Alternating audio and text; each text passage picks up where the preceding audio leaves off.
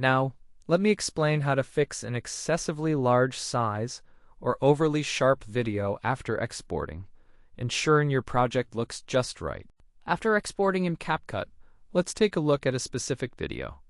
For this demonstration, we will choose an example video to illustrate the necessary adjustments clearly. For example, let's examine this video.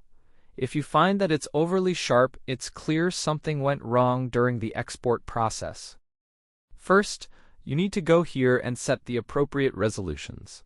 Here, we will adjust the settings to ensure everything is perfectly optimized for you. Set the frame rate to 30 FPS, and here we will adjust the resolution to 1080p. Now, regarding the bitrate, ensure you do not select the night option, as you can see here. As you can see here, instead you should select the recommended option.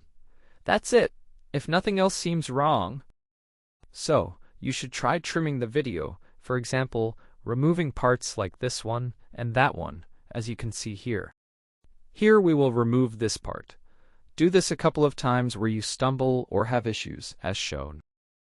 If something seems off, just try trimming the video carefully, and I believe everything will turn out just fine. Thank you all. As you can see here, wishing everyone good luck and goodbye.